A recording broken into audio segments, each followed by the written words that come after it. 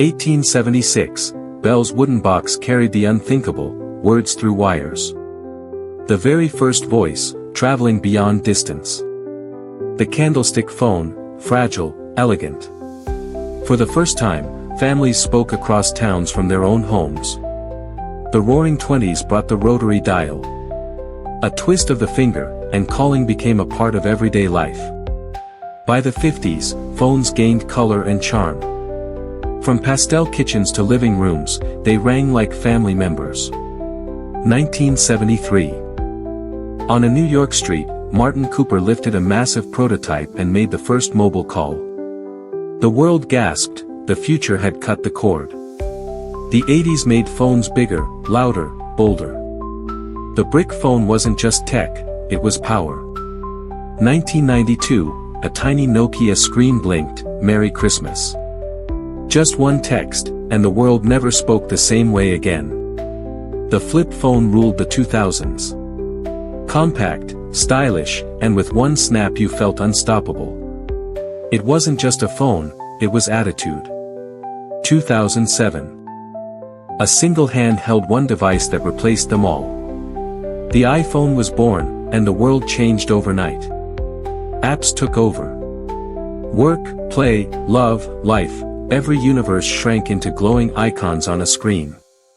By 2020, phones folded, flexed, and started to think for us. Artificial intelligence joined the conversation, shaping daily life. Now, 2025. Phones aren't gadgets anymore. With AR and holograms, they became our second reality, the lens through which we see the world. 1876. A quiet workshop, a wooden box, and an idea that would change the world. Alexander Graham Bell's first telephone crackled with a distorted human voice, yet that moment was nothing short of a miracle. For the first time in history, sound had traveled through wires. One man's invention had bridged the impossible gap between silence and connection. In the 1890s, phones left laboratories and entered everyday life. The candlestick telephone, elegant and fragile, became a symbol of progress. Shops proudly displayed them behind polished glass, while families marveled at the chance to speak across town. It wasn't just a device, it was the sound of modernity knocking at every door.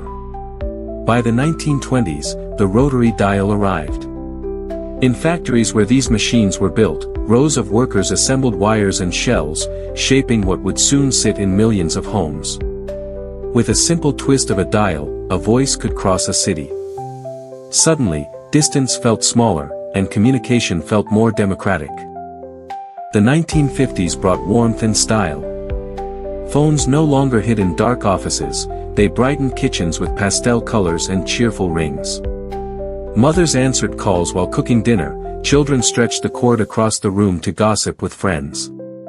The telephone had become part of family life, woven into the rhythm of everyday moments. Then came 1973. On a bustling New York street, Martin Cooper held a bulky prototype to his ear and made the first mobile call. Passers-by stared, unaware they were witnessing a revolution. For the first time, a voice could travel without wires. The world had stepped into the age of mobility. The 1980s turned that breakthrough into a symbol of wealth and ambition. Enormous brick phones lay on the desks of executives and echoed across stock exchanges. Owning one wasn't just about talking, it was about power. The bigger the phone, the bigger the status. But in 1992, a smaller, quieter milestone arrived. On a modest Nokia, the first text message appeared, "Merry Christmas." Just 2 words, 160 characters possible. Yet those letters carried something phones had never offered before, intimacy. Silent, instant, personal communication. The age of messaging had begun. By the early 2000s, phones had become sleek and stylish. The flip phone ruled the mall counters. Its metallic snap was addictive, its compact form irresistible. Teenagers flipped them open with confidence, and for the first time, a phone felt like fashion, something you carried to express yourself, not just to connect. Then, in 2007, everything changed again. Steve Jobs stepped onto a stage and revealed the iPhone. A single touchscreen device that replaced cameras, music players, and more. No buttons, no clutter, just a glowing glass screen that promised the future. The crowd gasped, and rightly so. The smartphone wasn't just a tool. It was the beginning of a new way of life. The 2010s expanded that vision into infinity. Apps transformed phones into miniature worlds. With a single tap, we ordered food, met partners, watched lives unfold, and built careers. Our phones became banks, offices, diaries, and theaters. Every buzz and ping pulled us deeper. The line between device and life blurred, until one truth remained: we no longer lived with our phones. We lived inside them. By 2020, the form itself evolved. Foldable screens bent reality in our hands, while artificial intelligence whispered recommendations, tracked our steps, and completed our thoughts. Phones were no longer passive, they had become partners, shaping the decisions we made before we even realized it. And now, 2025. The phone is no longer just a rectangle of glass in your pocket. With AR glasses and holograms, it projects entire worlds into our vision.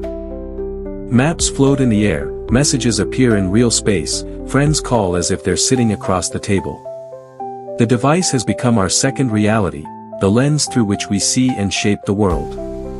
From Bell's wooden box to today's glowing universes, every generation of phones has brought us closer, to each other, and to a future we could barely imagine. The telephone is no longer just a gadget. It is humanity's voice, our memory, our second heartbeat. And as we step forward, one question remains: how much further will we let it become a part of us? A giant filled the room, ENIAC, 30 tons of raw power. Cold War, computers turned into weapons, decoding secrets and guiding missiles. Then, the leap to space. NASA's machines carried us to the moon. Smaller. Faster. Silicon chips put computers on desks. Personal. Intimate. The PC revolution lit up homes, schools, offices. Connection changed everything. Dial-up. Chat rooms. The World Wide Web. Humanity online. No more chains. Laptops in cafes, classrooms on the move, power in a backpack. Then came Ultrabooks, slim, light, unstoppable. Our lives spilled onto screens. Notifications, timelines, endless feeds. The world shut down, but computers kept us alive. Work, school, family, all on screens. Now they don't just calculate, they create, they think. But this is only the beginning, the next step is beyond computers. The story of computers is not just about machines. It's about dreams that grew smaller, faster, and closer to us, until they became a part of who we are. Imagine walking into a warehouse in 1946. The air is hot, filled with the constant hum of 18,000 glowing vacuum tubes. This was ENIAC, the first giant electronic computer. 30 tons of steel and wires stretched across the room, demanding its own team of operators. And yet, despite its size, it was weaker than the phone in your pocket today. To those who stood before it, it wasn't just a tool. It was magic. By the 1950s, that magic had hardened into power. In darkened control rooms, massive mainframes whispered calculations for governments and armies. Computers didn't live in homes yet. They lived in bunkers, in military bases, in secret laboratories. They mapped missile trajectories, decoded enemy signals, and calculated strategies faster than any human could. Humanity's first digital brain was forged in the fires of the Cold War. Then came the 1960s, the decade of the moon. NASA's engineers huddled over green screens in Houston, their computers guiding rockets beyond the sky. Every number calculated, every line of code checked and rechecked. Numbers on a monitor became footprints on lunar dust. Humanity stepped onto another world, and the message was clear: computers could carry us anywhere. The 1970s shrank the impossible. A revolution, smaller than a fingernail, the silicon chip. It replaced entire rooms of humming hardware with circuits you could hold in your hand. For the first time, computing was no longer locked away in government labs. It was becoming personal. A teenager unboxed the Altair 8800 on his desk, its blinking lights dancing in the dark. Suddenly, the dream of owning a computer wasn't science fiction. It was here, waiting to be touched. The 1980s brought beige monitors into schools, offices, and homes. IBM, Apple, Commodore, the names echoed through classrooms and living rooms alike. Families gathered around pixelated games, office workers stared into glowing spreadsheets, and kids typed their first lines of code. For the first time, computers weren't just for scientists or generals. They were for everyone. The 1990s gave computers a voice that connected the world. The screech of dial-up tones, the thrill of entering a chat room, the magic of sending an email for the very first time, these weren't just sounds. They were the heartbeat of a new digital society. The World Wide Web stitched strangers into communities, businesses into networks, and humanity itself into something larger than ever before. The 2000s pulled computers off the desk and into our daily rhythm. Laptops appeared in cafes, libraries, airports, glowing screens beside steaming cups of coffee. Wi-Fi turned every corner of the world into an office, a classroom, or a stage. Suddenly, the machine wasn't chained to a wall. It traveled with you, blending into everyday life. But in the late 2000s, something slimmer, lighter, and sleeker appeared, the Ultrabook. Elegant aluminum shells, whisper-quiet keyboards, and a promise of power without the weight.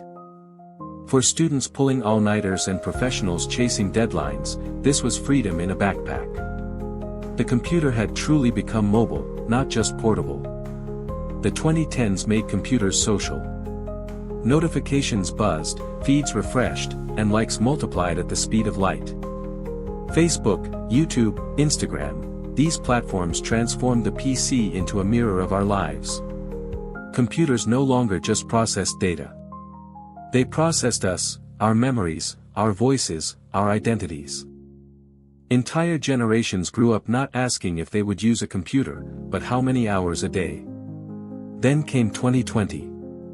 A silent world, cities asleep under lockdown. And yet, our screens kept glowing. A laptop became a classroom for a child. A webcam became a window to loved ones. A desktop became the entire office. Computers held us together when nothing else could. They were no longer tools of convenience. They had become lifelines. Today, in 2025, we stand at another threshold. Machines no longer simply follow commands, they think alongside us. Artificial intelligence writes stories, paints pictures, and solves problems in ways we barely understand. Quantum computers tear through calculations that would take classical machines centuries. The computer is no longer just a tool. It is a partner, a challenger, and in many ways, a reflection of ourselves. But the journey doesn't end here.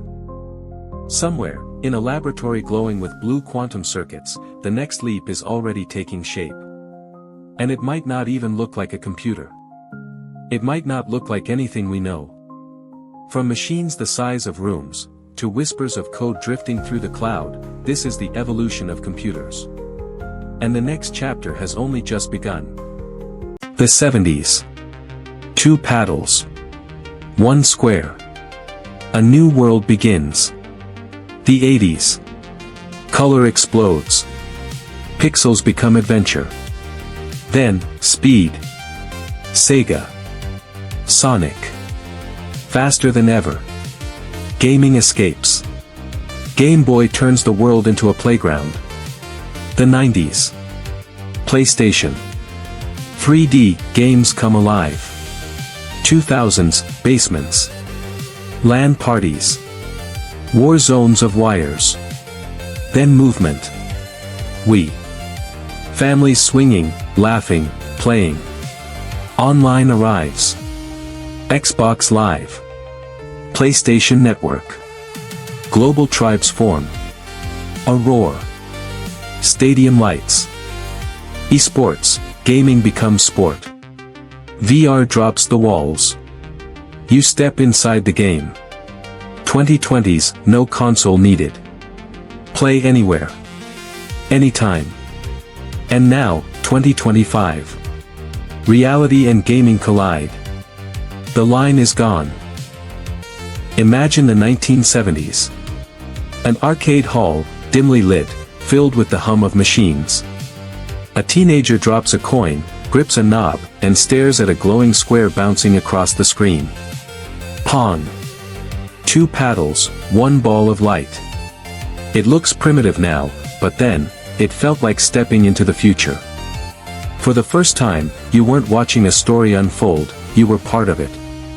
The technology was simple, yet revolutionary. Interactivity had arrived. By the 1980s, living rooms had replaced arcades. A box-shaped console sat beneath chunky televisions. Cartridges clicked in, screens lit up in color, and 8-bit soundtracks filled the air. Kids sprawled on shaggy carpets, controllers in hand, losing themselves in pixelated adventures. Games weren't just entertainment, they were rituals. Blow into the cartridge. Press reset. Try again. The technology was limited, but the joy was endless. For the first time, entire households gathered around digital worlds. The 1990s brought change again, this time in depth. 3D graphics burst onto the scene. Characters could leap into space, explore corridors, and dive into cities. Discs replaced cartridges, unlocking bigger storage and cinematic cutscenes. Posters of Sonic, Lara Croft, and Mario covered bedroom walls. Meanwhile, handheld devices made games portable. A bus ride, a classroom corner, even the darkness under a blanket with a flashlight became gaming zones. The technology advanced, but the feeling stayed the same, freedom to play, anywhere. In the early 2000s, the sound of clicking keyboards filled basements. LAN parties meant friends carrying heavy PCs, tangled cables, glowing monitors, and nights of pizza-fueled battles. Soon, the wires disappeared, and the world connected. Online play transformed everything. Suddenly, you weren't just competing with your neighbor, you were facing strangers continents away. Voice chat crackled with laughter, rage, and friendship. The technology gave us more than games. It gave us communities. Controllers evolved, too. The Nintendo Wii asked you to stand up, to swing, to laugh with your family. Parents, kids, even grandparents jumped into virtual tennis matches. Living rooms became arenas of joy. Motion sensors and new designs broke barriers, proving that games could belong to everyone, not just the young or tech-savvy. And then, games stepped onto the global stage. Stadiums filled, fans roared, and professional players sat under spotlights as their every move streamed worldwide. Esports became a sport of its own. Servers grew faster, displays sharper, and broadcasts smoother. Technology had turned play into spectacle. What once was a private hobby had become a worldwide event. But immersion wasn't done evolving. Virtual reality entered the picture. Heavy headsets, clunky controllers, but once you put them on, the room around you disappeared. Your head became the camera, your hands the tools. It wasn't perfect, but it was a promise. Technology whispered, one day, you won't just play, you'll be there. Around 2020, another wall broke. Cloud gaming dissolved the importance of the box. You didn't need the latest console, you needed only a connection. A tablet in the park, a phone on the train, big games streamed anywhere, anytime. Servers carried the weight, freeing players from hardware. The technology moved from homes into the cloud, making gaming universal. And now, 2025. Headsets are lighter, graphics sharper, and artificial intelligence helps worlds feel alive. Augmented reality overlays our walls with holograms, virtual reality blends seamlessly with daily life. A dragon perched on your desk. A portal opening in your living room. Games no longer sit behind screens, they walk beside us. The line between game and reality grows thinner every year. From smoky arcades to glowing arenas, from heavy cartridges to invisible clouds, the journey of gaming has always been about one idea: bringing play closer. Closer to our hands, closer to our friends, closer to our hearts. The technology changed. The feelings didn't. Excitement. Connection. Joy. And as we stand in 2025, looking back at 50 years of play, one truth shines brighter than ever: gaming isn't just a pastime. It's a story of how technology and humanity grew together. And like every great game, the journey isn't over, it's just the next level. It began as an idea, scribbled in chalk, whispered in smoke-filled rooms. Machines flickered to life, seeing patterns where none were clear. A screen answered back, clumsy, but unforgettable. We trapped knowledge in rules, strong, until the glass began to crack. Then came learning. Systems adjusting, improving, almost breathing. The world watched as a human champion fell to relentless logic. Outside, robots stumbled into dust, glare, and chaos, and adapted. Eyes opened. Suddenly, machines could see the world as we do. Language transformed. Context unlocked.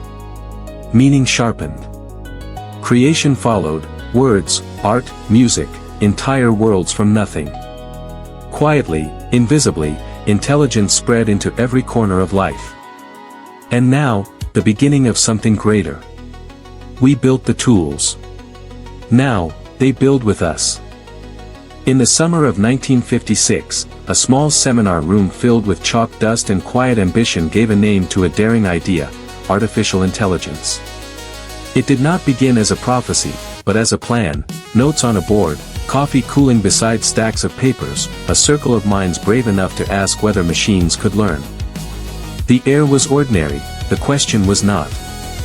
A single word, intelligence, stepped off the blackboard and into the future. The first machines did not think in any human sense. They detected patterns the way a lens gathers light, mechanically, imperfectly, but reliably. Early perceptrons hummed on lab benches, all wires and dials and blinking bulbs, translating faint signals into simple decisions. Each experiment felt like tapping on the door of a locked room and hearing, for the first time, a tap in return.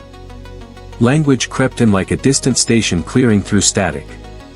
Screens glowed green, operators leaned close to read shy lines of text. The conversations were brittle, the illusions easy to break, yet they changed the rhythm of our curiosity. A machine might not understand us, but we could ask, and sometimes it answered. That possibility proved impossible to forget. Then came the age of rules. Expert systems tried to bottle human judgment in clean, crisp logic: if this, then that. In narrow corridors, diagnosing a strain of infection, configuring a complex machine, they walked with impressive confidence. But the world is not a corridor. A single missing rule could fracture the whole glass bridge. We learned that knowledge captured once is fragile, knowledge learned continuously is resilient. Backpropagation returned like a tide reshaping the shoreline. Instead of carving intelligence by hand, we trained it. Errors flowed backward, connections adjusted, systems improved through experience.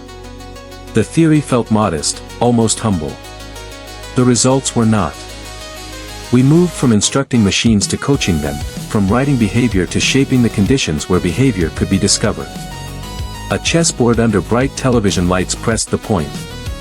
In 1997, a computer defeated the world champion. The headline was simple, the meaning was layered. Strategy, search, evaluation, executed at a scale and steadiness no human could maintain, won the day. It was not the end of human mastery, it was the beginning of a new partnership, where we would increasingly ask machines to map terrains too vast for our attention alone. The 2000s took that partnership outside. Robots met dust, glare, curbs, and cones, the friction of reality that no lab can fully simulate. Sensors whispered truths about the road, algorithms stitched those truths into maps. Progress was uneven, then undeniable. Inch by inch, the machines stopped assuming the world was tidy and started dealing with it as it is. Vision changed everything. With oceans of labeled images and deeper networks hungry for structure, machines learned to see cats and crosswalks, tumors and traffic lights, patterns of shadow and color that signal meaning. The secret was scale, of data, of compute, of shared ideas accelerating across the globe. Accuracy curves bent upward. A decade later, it is hard to imagine our cameras, clinics, and cities without this quiet perception. Then, a sharper turn, attention. We taught models to consider context all at once, each word weighed against every other. Ambiguity softened, nuance sharpened.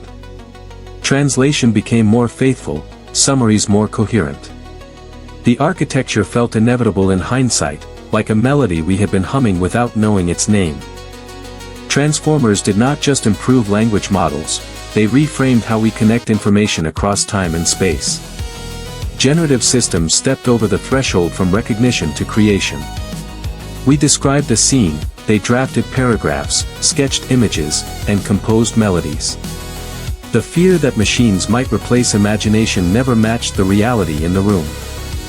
In practice, they amplified it, extending our first idea into 10 variants, revealing a pattern we missed, turning a blank page into a living place to begin. The creative process widened to include a partner that learns at the speed of iteration. Meanwhile, AI dissolved into daily life. Not center stage, backstage. Cameras focused faster. Warehouses moved smarter. Fraud detectors watched quietly, recommendation engines guessed gently, translation caught us when our words fell short. Intelligence became infrastructure, present, practical, and largely invisible, like electricity. We noticed it most when it failed, precisely because we had come to rely on it. And now, 2025. The monitor's glow lifts in your eyes, the cursor blinks like a heartbeat. You draft a question, a model drafts a plan. You describe an outcome, a system sketches the steps and then takes the first one with you. We have crossed from, what can machines do, into, what should we build together? That second question is harder, and more important. Because every dataset is a story about the world as it was, and every model is a choice about the world we want. Data can include bias or balance, wounds or wisdom. Access can widen opportunity or wall it off. Safety can be an afterthought or a design principle. The tools are powerful, the direction is ours. Intelligence must mean more than clever outputs. It must mean clearer values, reflected in what we empower and what we constrain. So we return, in spirit, to that chalk-dusted room. We honor the rules that cracked and the networks that learned, the games that fell and the cameras that finally saw. We remember that progress is not a race to outrun each other, but a craft to outgrow our own limitations. The point is not to hand the future to machines, but to invite them into the workshop, on terms we define, toward goals we choose, with guardrails we refuse to ignore. If we stay thoughtful, brave, and precise, the most remarkable thing AI will produce is not a new kind of mind. It is a new way for our own minds to work, more curious, more careful, and more capable of shaping a world worthy of the intelligence we are building. Today is not an endpoint. It is an on-ramp. And from here, the road is wide open. 1896, a green spark in the dark, the birth of TV. 1925, discs spin, faces flicker. Crude but alive. 1927, electrons win. The picture is reborn. 1939, World's Fair. Crowds gasp at moving images. 1950s, black and white fades. Color takes the stage. 1969, one small step, one giant broadcast. The moon unites the world on a single screen. 1980s, click. Pause. Rewind. The couch becomes command central. 1990s, the box shrinks flat. Walls turn into theaters. 2000s. 1080p arrives, sports roar, games leap alive. 2010s, OLED and 4K awaken color. Streaming replaces the antenna. 2020s, brighter, faster, sharper. Cinema, consoles, esports, all in one place. 2025, screens vanish into walls. AI opens the window to the world. Before television even had a name, there was only a glow, a strange green shimmer inside a glass tube in 1896. A laboratory bathed in shadows, a lonely hum of electricity, dust swirling in the beam. That glow wasn't just science, it was a whisper of a future no one could yet imagine, pictures that moved, powered not by magic, but by sparks and wires. By 1925, the dream took shape through spinning discs and flickering frames. John Logie Baird's mechanical TV stuttered out ghostly faces, blurry and fragile, but alive. People leaned in close, holding their breath as if the picture might vanish. It was crude, imperfect, but unforgettable. The moment the world realized, we could send faces through the air. Then in 1927, everything changed. Philo Farnsworth's all-electronic breakthrough silenced the clatter of gears. No discs, no flicker, just a beam of electrons painting lines into images. A face no longer ghostly, but steady. The era of mechanical illusion ended, the electronic picture was born. In 1939, at the World's Fair in New York, television stepped out of the lab and into the spotlight. Crowds in their best suits gathered, eyes wide with disbelief as moving pictures spoke back from a sleek little box. Cameras flashed, orchestras swelled, and strangers became witnesses to a new kind of stage. This wasn't science fiction anymore, it was showtime. The 1950s brought the revolution into people's homes. Color burst onto screens, washing away the gray. Living rooms became theaters, patterned carpets and sofas turned into front rows. Families gathered shoulder to shoulder, kids whispering, "Wow," as cartoons and game shows bloomed in red, blue, and green. The glow of the TV wasn't just light, it was ritual, warmth, and togetherness. 1969, the world stopped. On the screen, a boot pressed into the dust of the moon. Static hissed, voices crackled, one small step for man, one giant leap for mankind.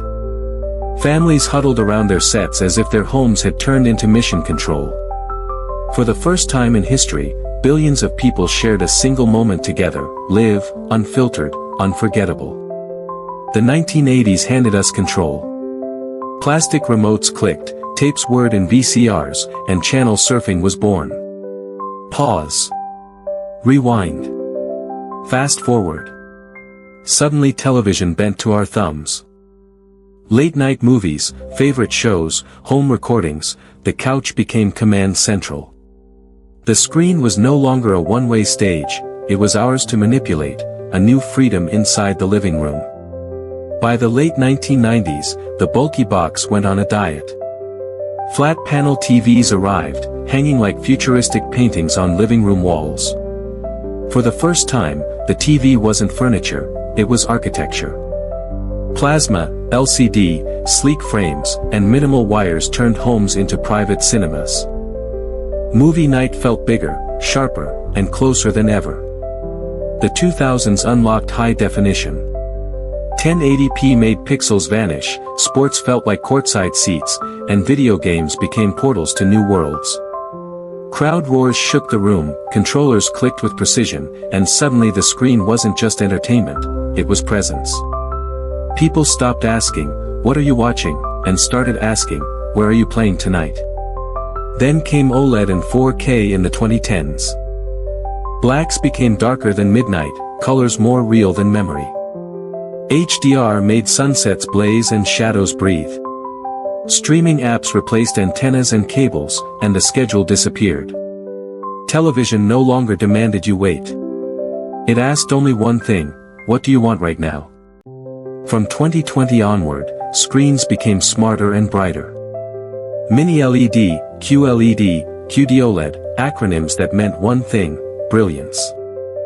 Motion smoothed, input lag fell away, esports and cinema lived side by side on the same glass canvas.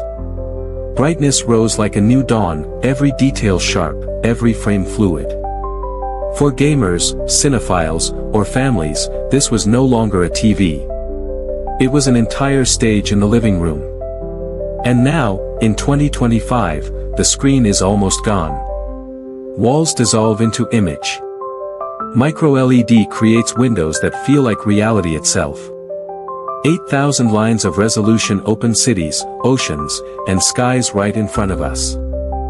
Artificial intelligence cleans the noise, sharpens old films, and streams the world without borders.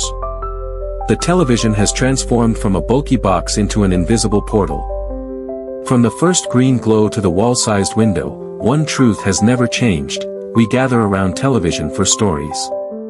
Stories that made us laugh, cry, wonder, and sometimes even hold our breath together. The technology kept evolving, but what it gave us was always the same: connection. Television was never just about watching.